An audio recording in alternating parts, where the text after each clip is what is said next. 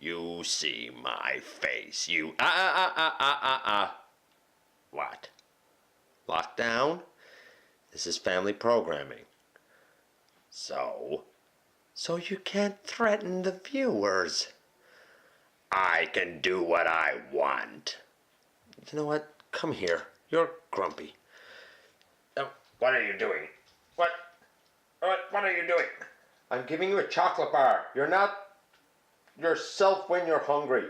You're grumpy. You know what? What? This bar's pretty good. I thought that you'd say that. There we go. Actually, let's put you back here in all your glory. Okay folks, welcome to the channel, and this is your host, Dennis Moulton, aka GotBot, and a little less of a grumpy Transformers Age of Extinction Deluxe class Lockdown. And this time, we're going to take a look at him in the latest GotBot True Review.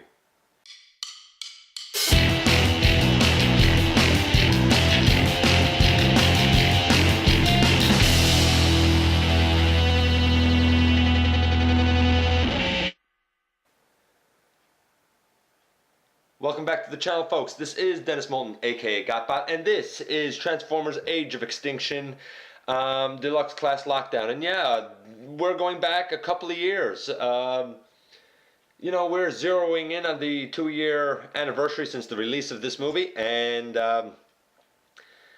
we are pretty much at the 2-year release of these figures, at least around here. So I thought I'd go back and have a look, because I'm planning to lead toward some custom work that I did with the Age of Extinction Dinobots and some comparisons there. So I thought I'd get rid of the necessity to look at these figures first. And I don't have the whole set, the whole wave of that line. I didn't want them all. As a matter of fact, I didn't want Lockdown. Until, that is, Starscream Girlfriend picked up a version of him. She picked up a Lockdown because she really enjoyed the alt mode. I fiddled with the figure and decided, gee, I really want my own. He's actually a pretty awesome little figure. Does that mean he's perfect? No, he's not. We're going to score him as we always do. We're going to score him on paint apps, posability, playability, and of course transformation. Before I do any of that, I want to point out that he cannot, you know, he has this head sculpt, which I think is a very ominous, haunting, fantastic head sculpt. I absolutely love it. I love it more than animated Lockdowns. I love it more than that Revenge of the Fallen Lockdown. Love the head sculpt. You know, it's the face. It's not that green light bobble thing that he sometimes had. He comes with this enormous gun, and it fires really poorly. It is a friction fire where you pull back on two little tabs here. You pull back on, and when you do so, it fires like that. And then you just take your missile and you put it back in. You got to actually pull this. When you put the missile back in, if this is still pulled back from when you fired it, you're going to try to put the missile in, and it's going to go like this, and you're going to say, why is it not locking? And it's going to fall out like that. You actually have to go through the effort of pulling this back out, and it will click when it pulls out. Then you push this in, and if you push it all the way down, it should lock. Of course, mine doesn't want to do it now on camera. There we go. So you pull this piece back out until it clicks, and then you push this down until it clicks, and boom, there you go. Huge gun. It does go in his hand, like so. And there is a tab up and under right here. See if I can really show it. There's a tab right there next to my finger. And there's a slot in the top of Lockdown's head right here. And basically, you take this gun, which his backpack can kind of get in the way of it a little bit, and you slot that slot into the hole on the top of his head, which can be a bit tricky, like this. Um, it's it's cool that he can do it. Is it really functional? It's okay for display. I feel like it's more of a pain than necessary to get in there for play purposes. So there you go, and that's the only accessory that the guy comes with.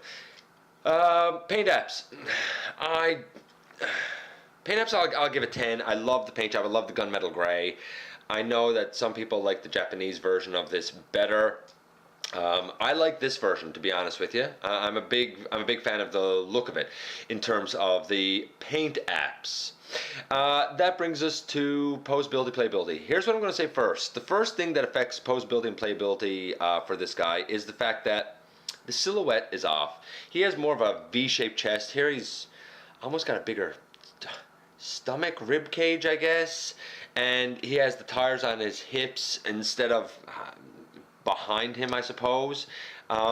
He doesn't have a perfect look of the silhouette that he had in the movie, so that's going to mark him down a little bit.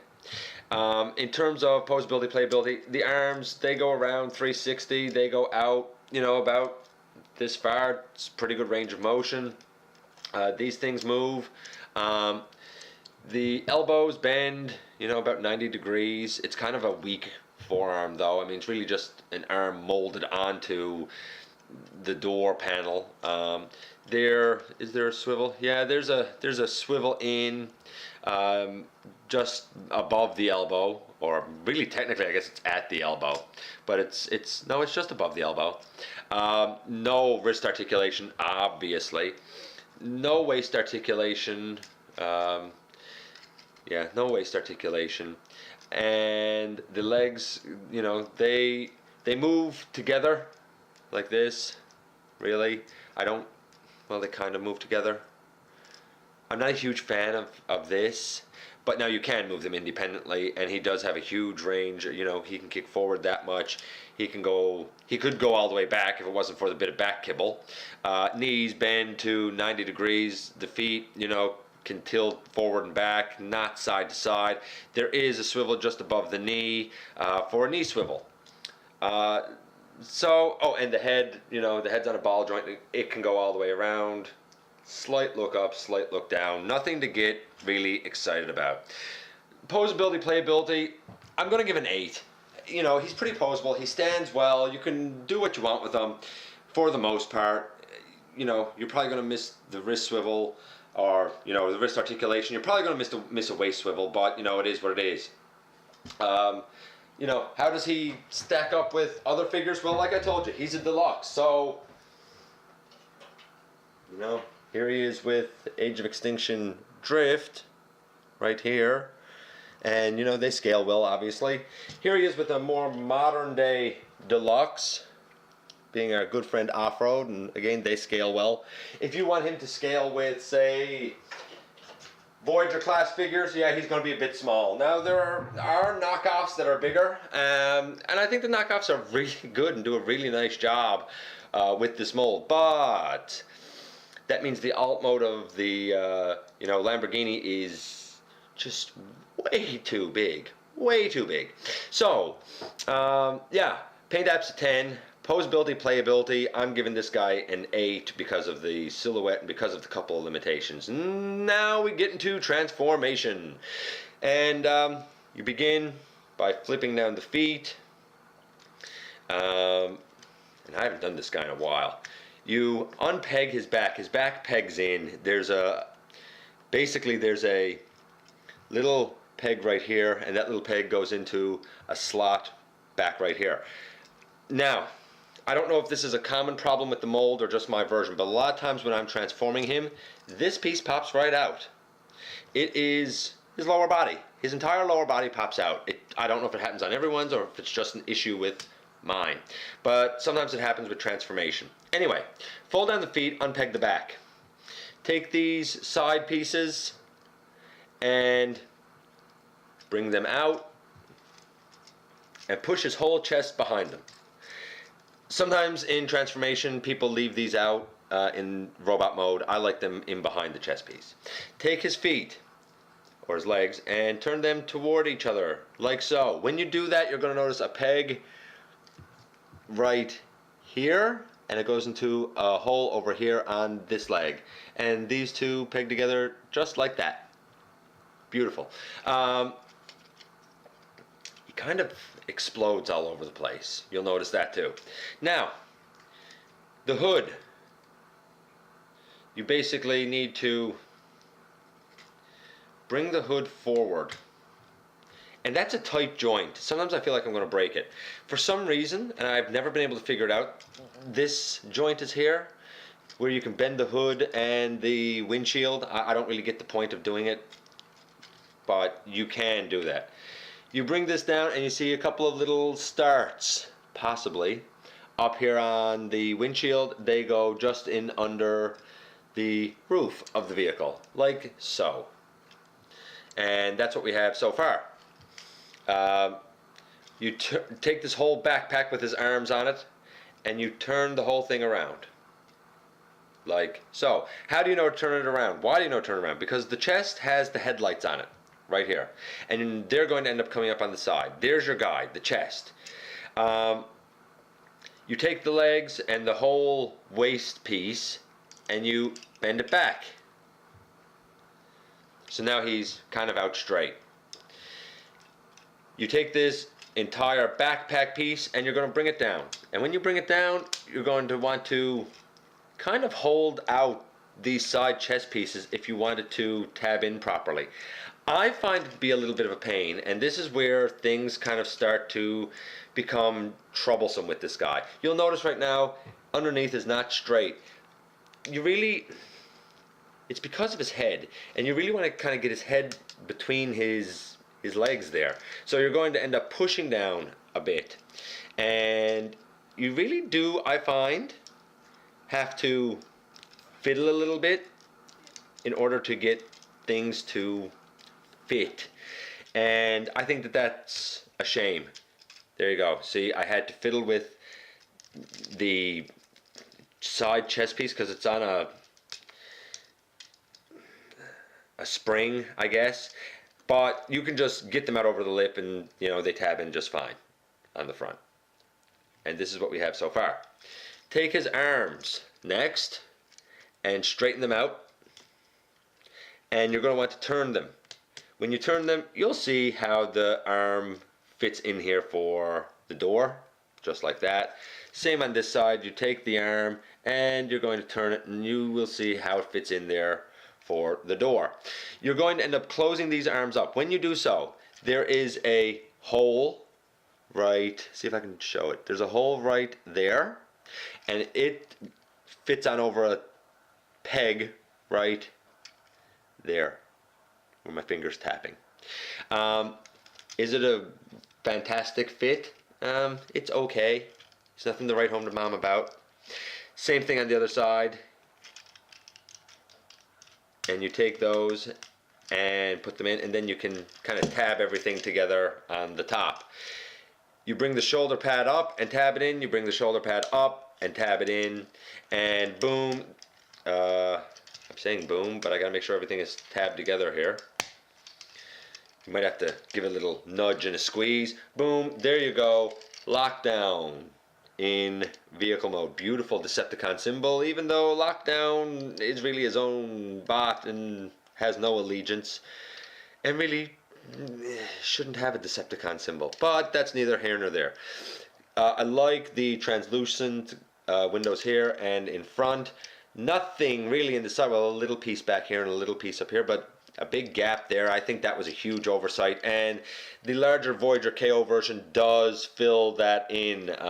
So that is actually a feature of the larger version that's nice. He does roll fantastic, and the weapon storage. Oh, the weapon storage. Okay, you have these two little slots right here, and you have these two little pegs right here, and this thing pegs loosely in there, and there you go. That's your weapon storage robot in disguise right there. That's never going to stand out, right? Even if you take that out, I mean, come on. The guy chose a Lamborghini. That's going to stand out anyway. But that, again, is neither here nor there. It looks absolutely beautiful. I like this rendition of Lockdown. But the transformation, because of its fiddliness and finickiness, I'm only giving this transformation a 7. It's a bit of a pain in parts.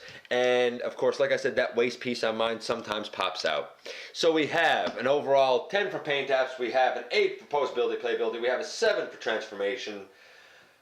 Overall, we're going to call this guy an 8. He's a nice entry into the line. He's a decent figure. He is not the best in the line. He might not even be the best Lockdown, but for me, he's going to serve as my Lockdown. If you get a chance to get this figure, hey, get him. Don't overpay for him, because he's not worth overpaying for. I got him just at regular retail when he came out. And I'm glad that I got him. I do enjoy him, but I certainly wouldn't pay anything more for him. I don't think it's coming off on camera, but there's some marbling in the paintwork too, like on his roof and on his hood. A lot of people complain about the marbling in the plastic. I like it, to be honest with you. I don't know, there's something just sleek looking about it. Anyway, that is the review of Deluxe Class Lockdown in the books. The first look at an Age of Extinction figure. The only other, I think, movie line figure that I've done is the Fallen himself, and that's an interesting figure. We're going to continue on, and let's take a look at Drift next, and see how his bot mode and his car mode kind of stacks up to this guy. Anyway, I will talk to you next time inside the videos. Thanks for watching.